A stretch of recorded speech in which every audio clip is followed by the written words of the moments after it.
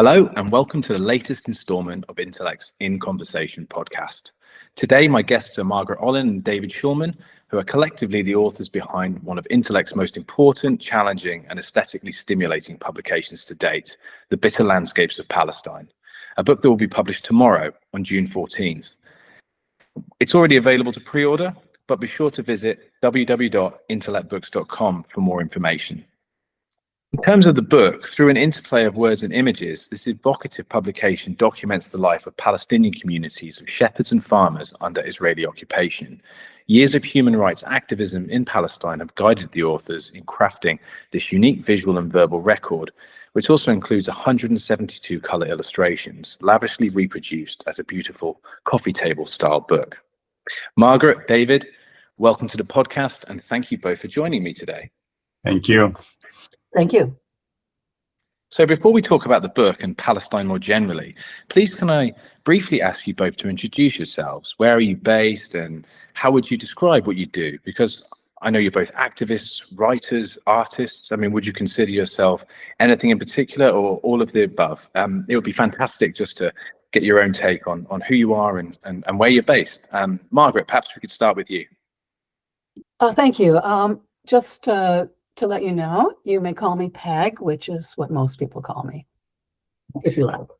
Oh, thanks, Peg. That's actually my grandma's name as well. So a small world. Wonderful. I'm probably old enough to be your grandmother. So I am several of the things you mentioned. I'm a probably intern and not all at the same time. I'm a scholar. I've recently retired from Yale University here in New Haven, Connecticut, where I'm speaking from. I started out as a photographer, but I found myself becoming a photographer again after several decades of scholarship and writing about subjects like visual studies, photography, and I became an activist in Israel at the time that I started this project. And David, how about yourself? I'm a retired professor of Indian studies, Indian languages, Sanskrit, Tamil, Telugu. And actually, much of my life is involved with India, and I often find myself in India for long periods of time.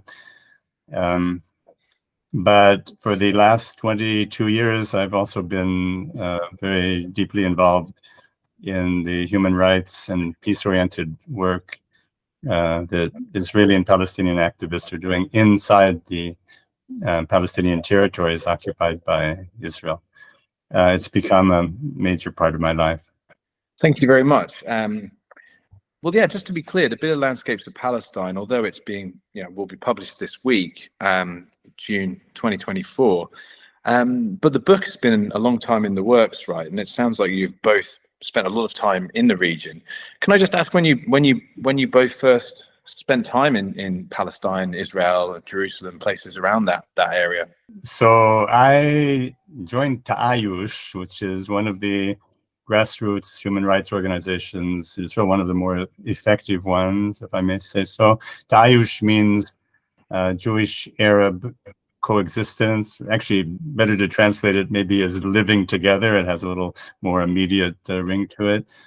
It's an Arabic name. I joined in January of 2002. It was right after I came back from a year in Berlin. I was looking for some form of activism that would be more satisfying than just standing in demonstrations and holding up a sign. Although I've done rather a lot of that, I don't like demonstrations very much. I always feel kind of useless there. These days, there are demonstrations all the time against the government, and I'm also there. But I was looking for something much more meaningful to me that had to do with real human beings, real Palestinians who were living life under the occupation. And so I joined Ta'ayush, which came into being in October of 2000, at the same time that the second Intifada broke out. That was a moment when people like me, those people who were somehow involved in the peace movement, realized somewhat belatedly, I hate to say, that if we were not going to be present physically with our bodies in the occupied territories in order to protect the Palestinian civilian population there, nobody else was going to do it. Certainly not the army and not the police. And we're talking about very vulnerable populations that are at the mercy of the Israeli settlers and then the whole state apparatus. So I joined in January of 2002, and the very first time I went there was a kind of life-changing day for me. We were a rather large group. In those days, Daesh had, really large-scale operations. We were about 250 activists.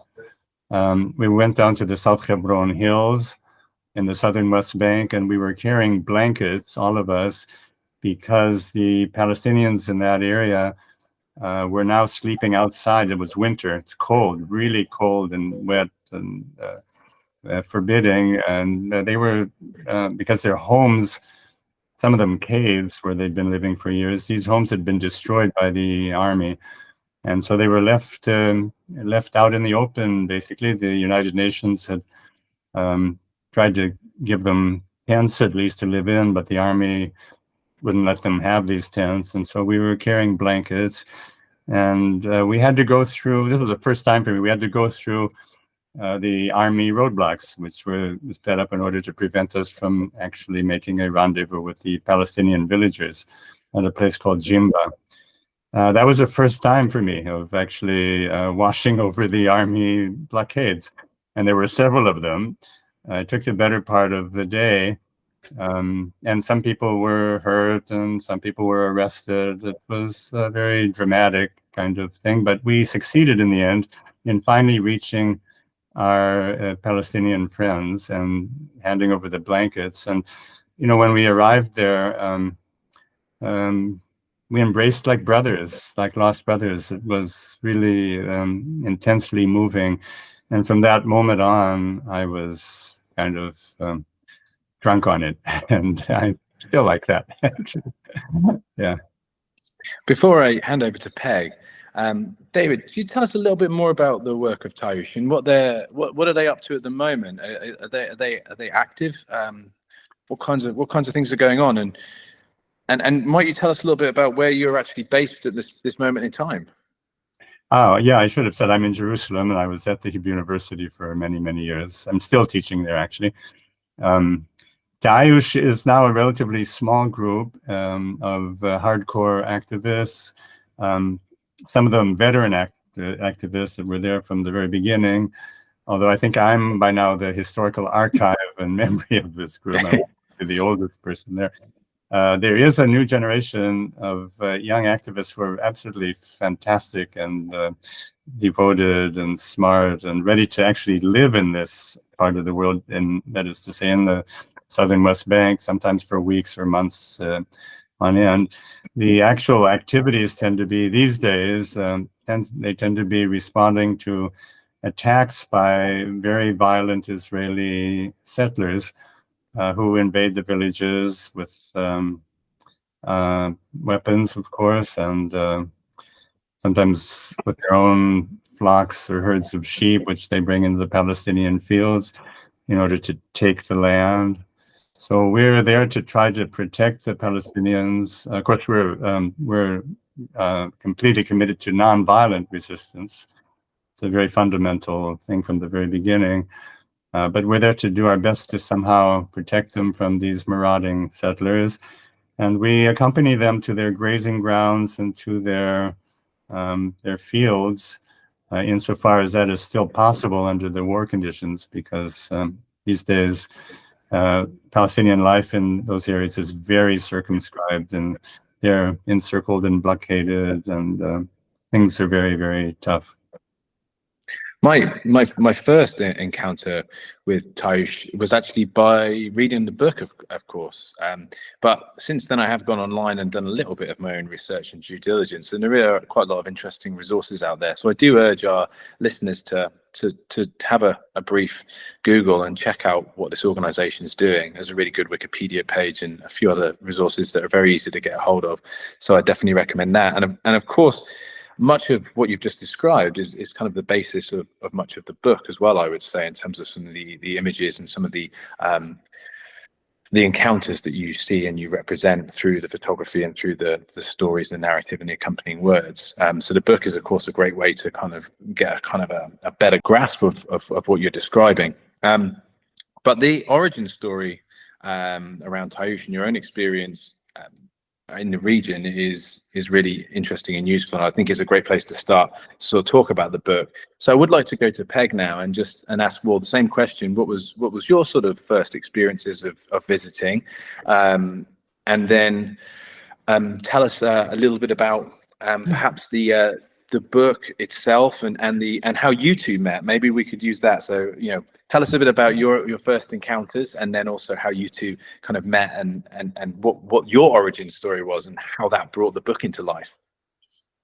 Well, I'll just start by saying that before I went into academia, I was a photographer.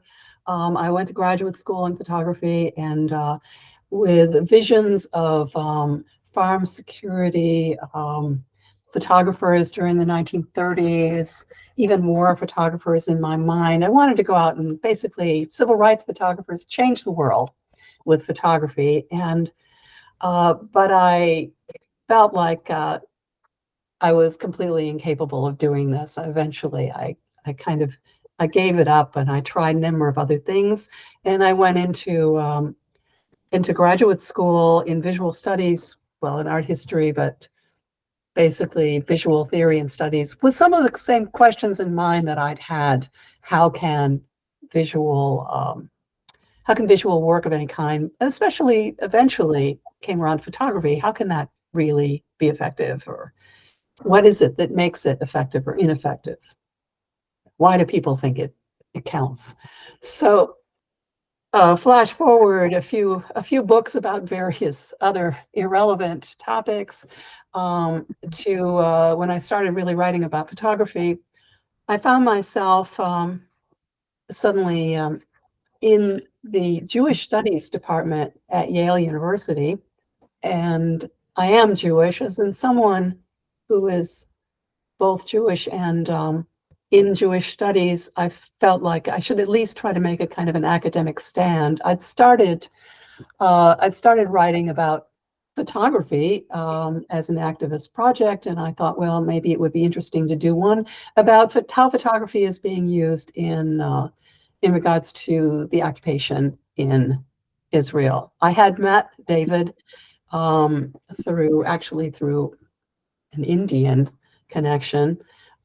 Anyway, but I knew he was the person who wrote those books that you read. So when he came to New Haven, I met with him. I was leaving for Israel in a few weeks, and he was the one who put me in touch with Tayush in the first place. And it was my first day with Tayush was similarly life-changing, I think, to David's. I found myself on a bus with a bunch of strangers going down to the South Hebron Hills, south, in other words, of Jerusalem and the occupied territories. We jumped off the bus and ran down a slope at some point in the middle of nowhere, and I just had become used to the idea that I was in suddenly a very beautiful surrounding. But I didn't have long to just enjoy that beautiful surrounding when I heard the lumbering of boots and the clank of what sounded like armor, frankly, behind me. Looked down, saw a little guy on a little tractor in a tiny field, and watched these soldiers just swoop down and surround him as though he were perhaps an enemy squadron of some kind. this one little guy. They grabbed him. They took the tractor up to a street, and I, of course, had taken my good camera along to take pictures of people taking pictures.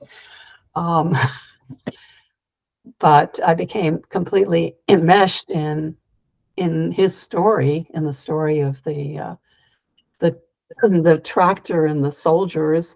But it was really when the soldiers started talking to me that I began to have my, I don't know, revelation, because they surrounded me and they started bragging and telling me I should take my friends away because they were such tough people. And what made them so tough, had I read about the young girls that had been eating cherries on their way home from school a few weeks ago, and they had been stopped by soldiers, and eventually they'd been dragged off to a police station and held for 6 hours. They were the people that did that, and they were very proud. Were boasting about this, and I just thought, what on earth is going on? I knew that the occupation was in general not a great thing, but I had never been confronted with anything remotely like that. So I landed on basically Occupation Planet, and I'd never really been able to leave. That was May 30th, 2014, and I have been going back and back and back ever since. Well, a couple of things for me to pick up on there. Thank you both for sharing those powerful, stories. It's clear that those first days on the ground in that context must have been really impactful and influenced you ever since. A couple of things though that you mentioned as well is the beauty of the landscape, which I think the book truly conveys, and I find that it's very juxtaposing, and I find that to be very powerful component of the book, especially your capacity to capture the light. And I think light tells a story about a lot of, about specific places. And I think the makes the images even more powerful, the tones and the use of light. So I think you really do capture the majesty and beauty of this landscape. So I think that's something worth mentioning for sure.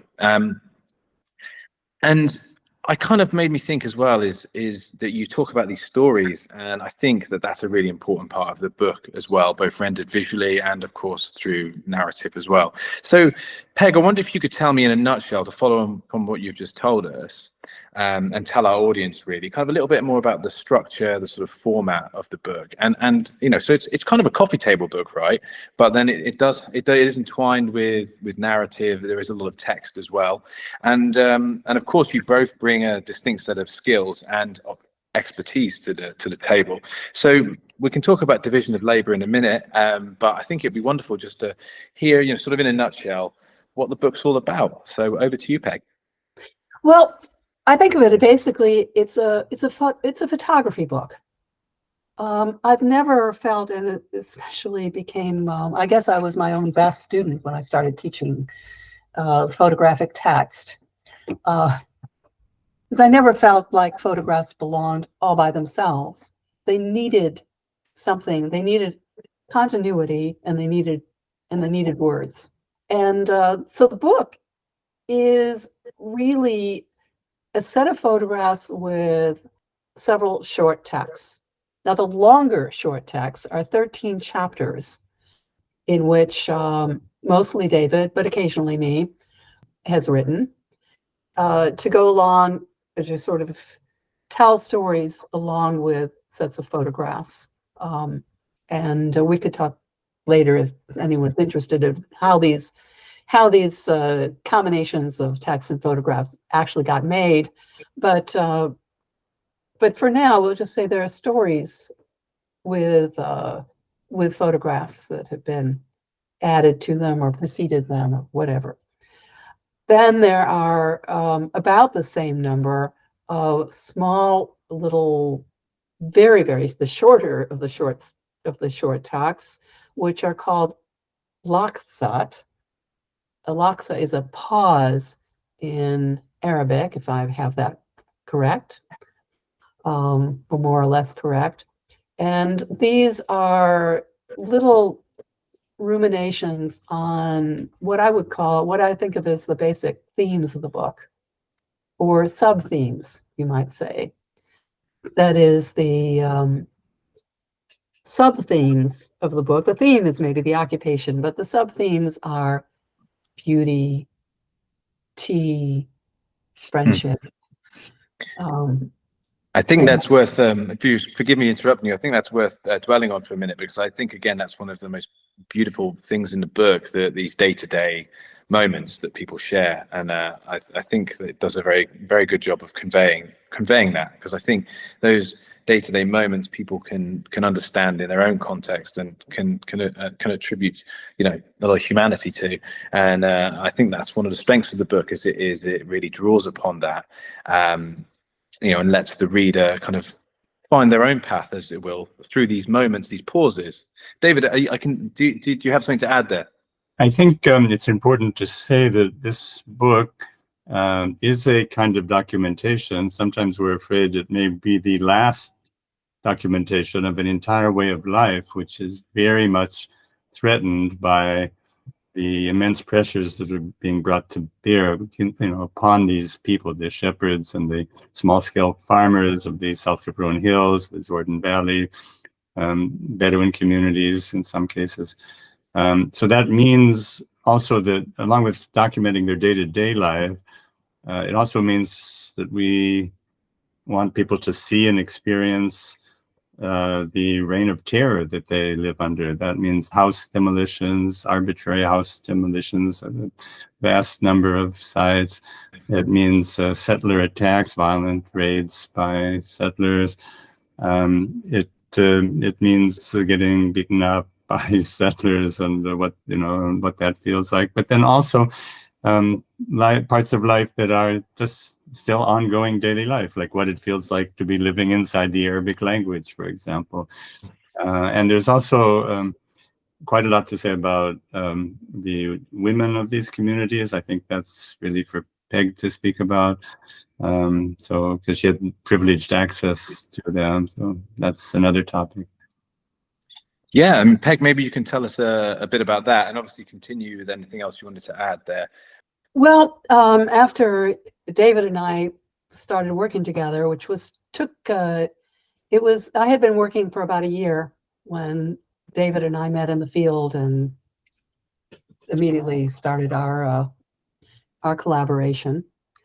You should mention that it's a blog, which is still ongoing, touchingphotographs.com, if anyone is interested in looking at it.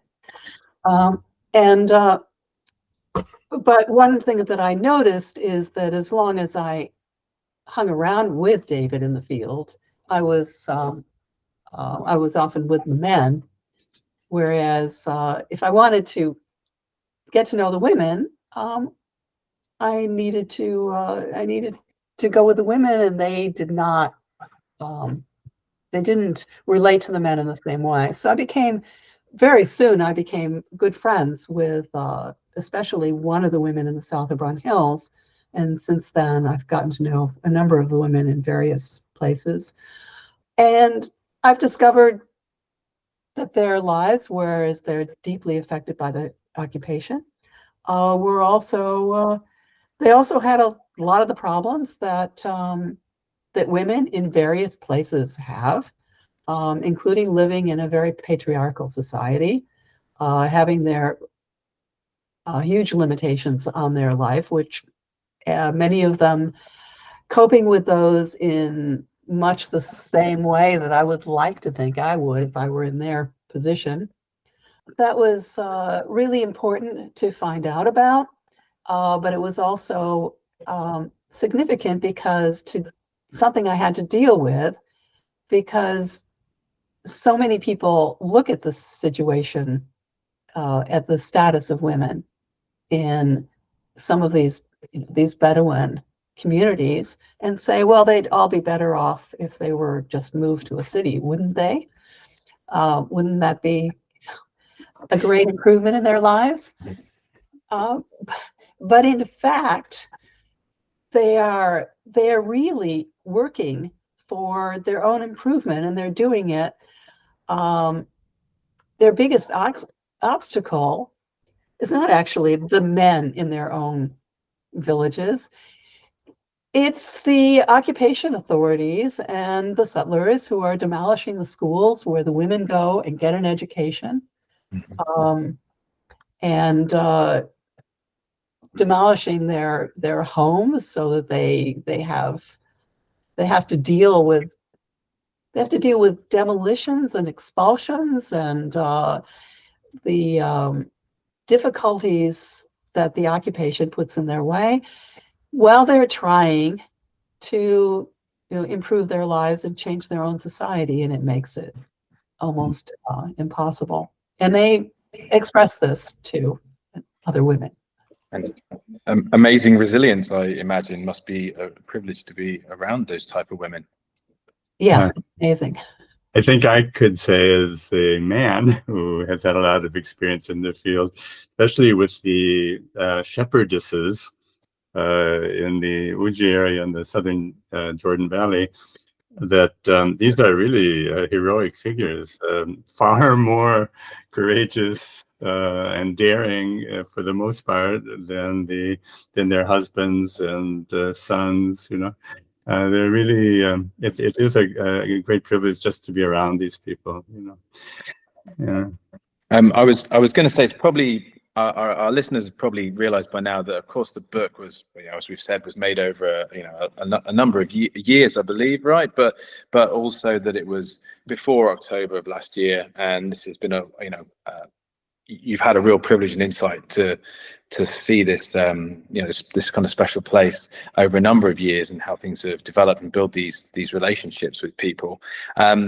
I think it's really nice that I was going to ask you actually if you had any anecdotes or any stories to tell about some of the people you've met, and you've obviously both kind of alluded to it, but I was just wondering, maybe perhaps David, we could start with you, just if there's any particular experiences or anything that you could, they could be from the book or not, it doesn't matter, but that you could perhaps relay to our audience that might give them an impression. It could be about these women or whatever you think, but I'd love to hear an anecdote or about the people and the characters that you've met over your time.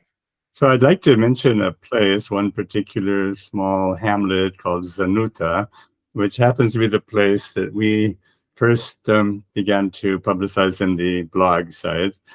There was a day, this was maybe 7 years ago or so, I guess, Peg, is that right? It's 9 years ago. 9 years ago, okay.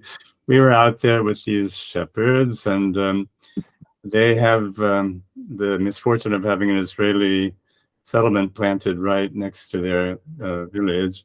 And these are not ordinary settlers. There are all kinds of settlers, but in the South Hebron Hills, usually what we meet in the field are pretty sociopathic, violent, and extremely ideologically committed religious settlers.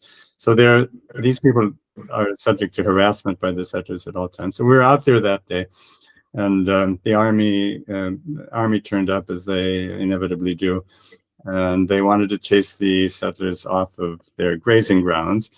And we tried to persuade the soldiers that what they were doing was, of course, completely illegal, to say nothing of being immoral, because actually there's a decision by the Israeli Supreme Court from 2004 saying that the army does not have the right to do that and can't arbitrarily declare a closed military zone.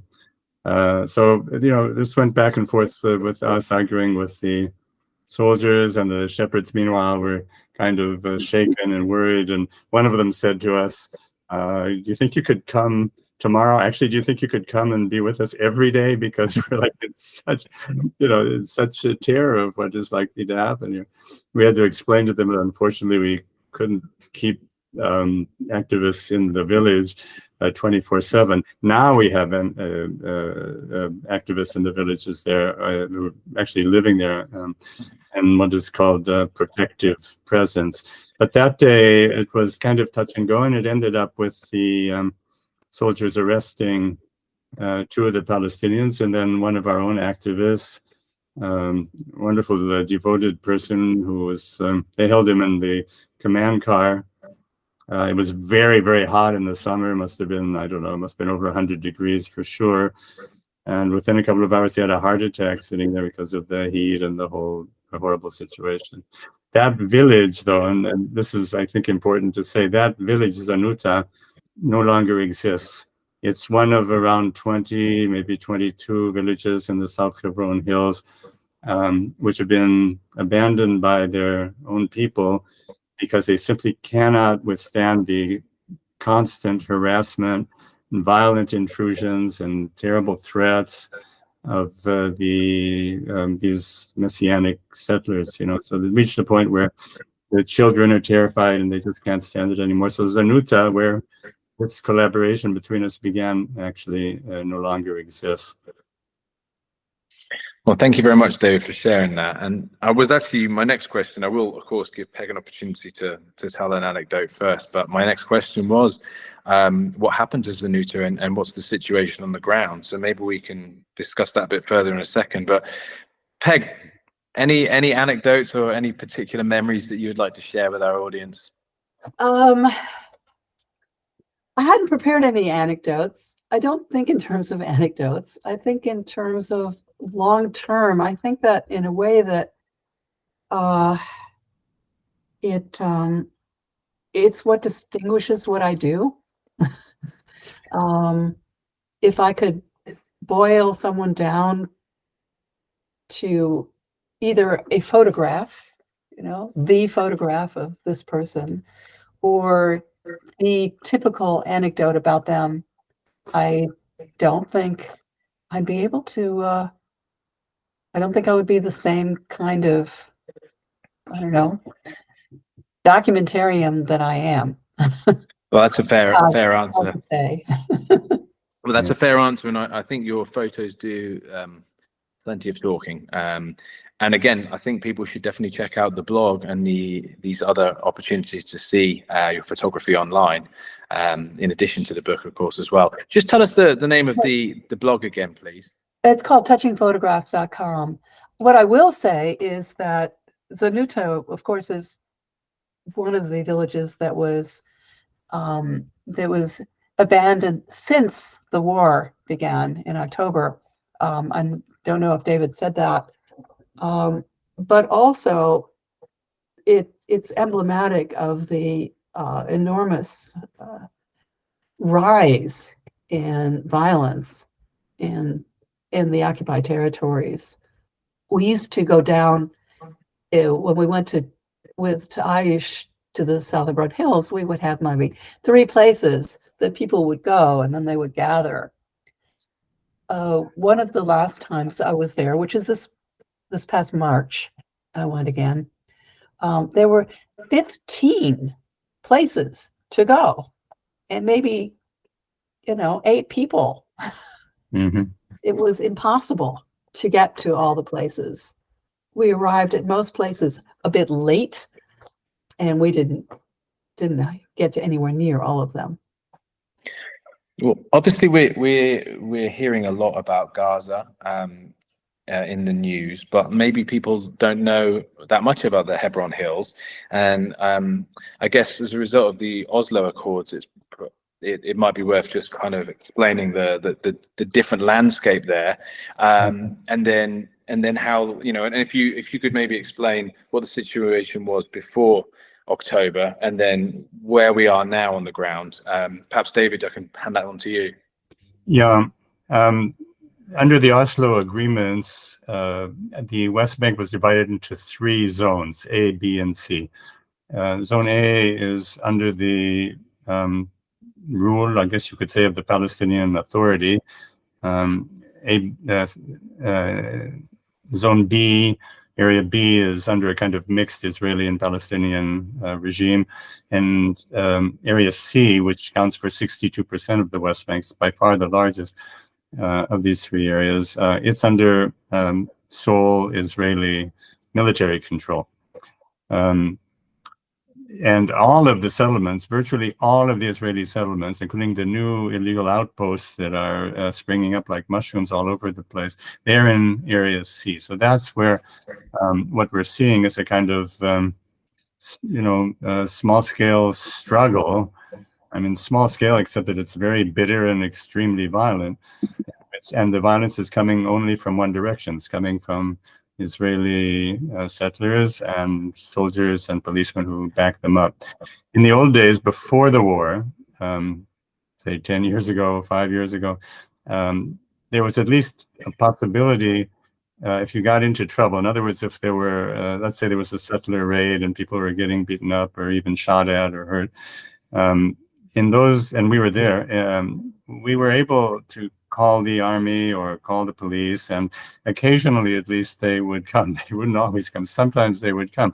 That would sometimes, diffuse the immediate situation of violence, although it never meant that the Palestinians were going to be able to stay on their land or in their villages, whereas the settlers always could.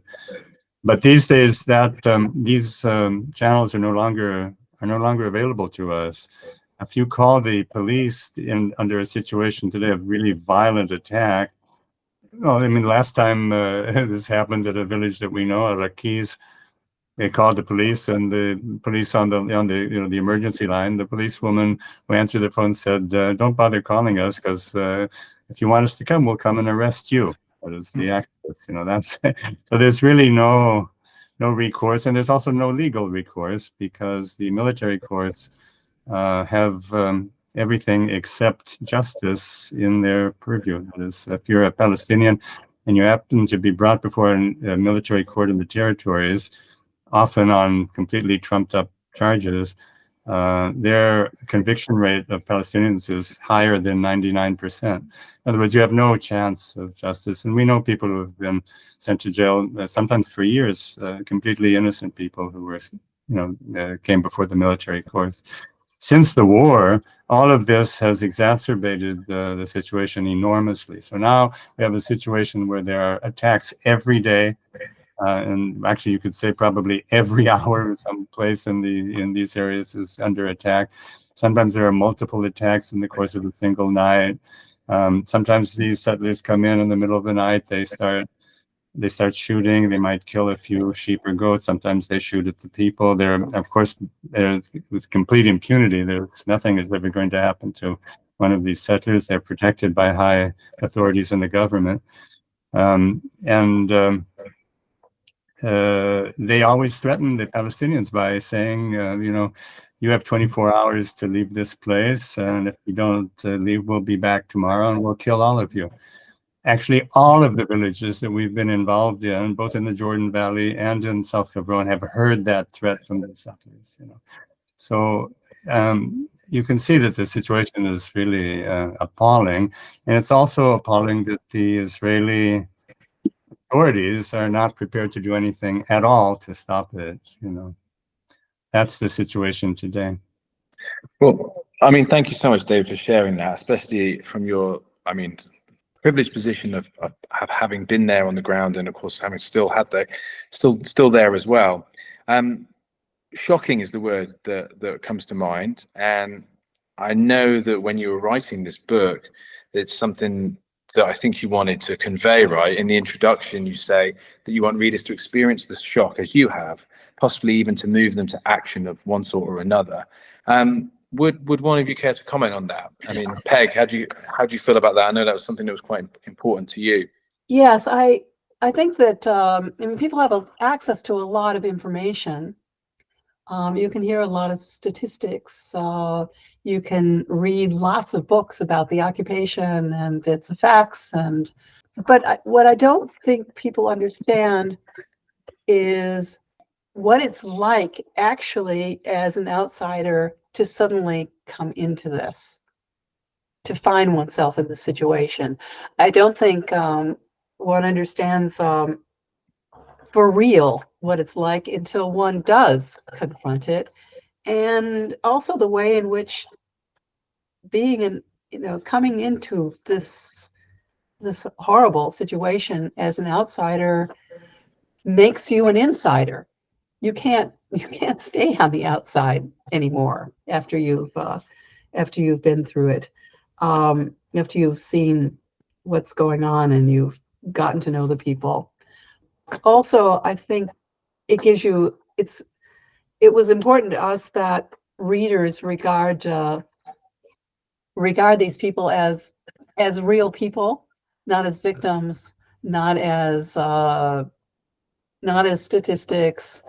Often dehumanizing, isn't it? Statistics, in a sense, it's almost you hear 30, and then that's that really captures the attention. But almost so when you hear 30,000, it becomes statistical, and it numbs people's senses, especially when they sort of barraged with statistics on a day-to-day basis. So I think one of the real strengths of the book is, again, going back to this humanizing factor. I think that's one of the great achievements that you've been able to bring to the table through this book, is really telling these human stories through words and images. It's also just important to understand that these are people with whole entire lives that are trying to be unconnected to the lives of a bunch of bullies who are constantly after them. That they really have complicated, they're neurotic, they're kind, hospitable, they are argumentative, or they're quiet. They're people. Yeah, I think it's very easy for us to forget that and just to consider Palestinian people as victims or something like that. And I think it's really important to tell these stories. David, how about yourself? Is there does that ring true to you? What was your motivation to bring this book to light? That's a good question. There's a great, I should maybe begin by saying that every time I go into the territories, which is usually about once a week, when I come back home in the evening, or sometimes like just 2 nights ago, I sleep over in one of the villages because the attacks sometimes come at night. When I get home, I have to write up some kind of brief statement about what I have seen, what I've experienced, and what I'm thinking about it, and the whole sense of what has happened in the course of those 24 hours. It's always an emotional experience. Often it's an exhausting, draining experience, because you're faced with actually confronting real human malice without any intervening between you and that. So it kind of began like that. I was right. I also knew I would never be able to go to sleep again unless I somehow gave shape to these experiences that I had gathered in the course of the last 12 to 24 hours, or something like that. So, I mean, part of that impulse is carried over into the book. I mean, this is like a much larger scale and an attempt to really cover a lot of ground and to give some sense of the life there and of these people. That includes interviews with the activists, both Palestinian and Jewish activists, usually relatively short interviews, which might give some sense of the people involved. And of course, the pictures are there as well. So, I mean, I feel committed to these people. Not that I can save them from their fate. I mean, we can't do that. We're a small group of people doing whatever we can under very difficult conditions. But at least, at the very least, we can be with them as this is happening. And I often think that although we've had actually quite a few successes in, let's say, land cases where we've been able to restore stolen Palestinian land to its rightful owners, that's a long, tedious process that requires going to those lands week after week after week and being driven off and so on, and then going to the courts and so on. Although we've had many successes over the years like that, I think the basic power of the whole experience is this showing them that they're not alone, because most of the time they are truly alone. It's a kind of unimaginable aloneness, because they have this vast system, which is stamping them out and trying to actually literally expel them from their homes and their lands. And who is there to help them? Well, the least we can do is that we are able to be with them. Sometimes we can somehow intervene to soften a particular moment. Sometimes we are able to have some legal resort, although it's become rare. But we're there with them. You know, the very first time that I was beaten up by settlers, it was actually my second time in the South Gaborone Hills at a place called Twane. It was January of 2022. The very first time that I was there, the second time in that area. 2002. 2002, yeah. These settlers came down and attacked us. They also shot at us, and all of us were beaten up, and we stood our ground, not fighting back because we don't fight back. And eventually, when they went away, the people gathered around us in their kind of village meeting room, and they brought us tea and freshly baked bread, which was wonderful. It was a cold winter day. And then there were speeches. That was an invariable element of these activities in those days, not so much anymore. But I remember, I think the mayor of this little town, he said, you know, thank you for coming to be with us. Thank you for receiving on your own bodies today the blows that are normally reserved for us. So, Powerful statement. Yeah. I think my motivation also, or the process was similar in a way to David. I didn't mention that right after that day with the tractor, I came back to the apartment that I was staying in and started my blog. I had, and it was a photographic blog with very few words, with the photographs carrying most of the story. And I had to do that.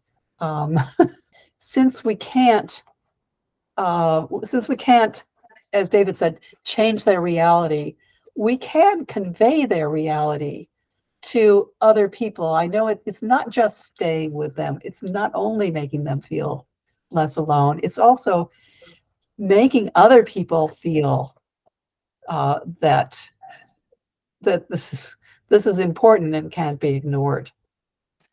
I mean, words can't, nor images necessarily convey the unspeakable realities these people are facing. But I know it's a very dark time, and I think it's hard to see hope, but also there's a lot of people out there who have a sense of hopelessness, who would really like to maybe be able to do something. You know, so just from your perspectives as people, experts who've had this experience and, you know, still have this experience on the ground, is there anything that people can do maybe to better inform themselves, or to, you know, other than the obvious things of, you know, pay money here and protest here?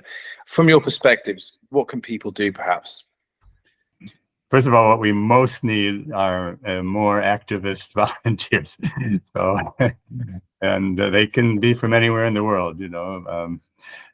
Foreign peace activists and human rights activists are not very welcome in Israel, but if they can get past the immigration authorities, which is usually the case, then we would be thrilled to have them with us in the villages where they're really most needed. There are a couple of books I would recommend, however, that I think, I mean, there's a vast, huge libraries that filled with books about the Israel-Palestinian conflict.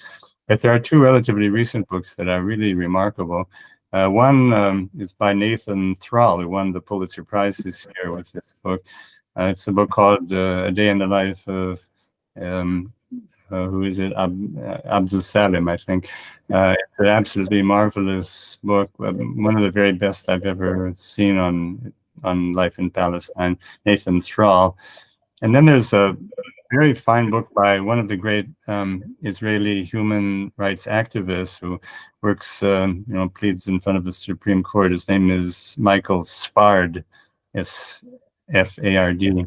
Michael Sfard. He has immense experience over the last several decades with all of the legal cases and the implications of the legal situation in the territories. That means the fight against torture, that means house demolitions, that means driving people from their homes, the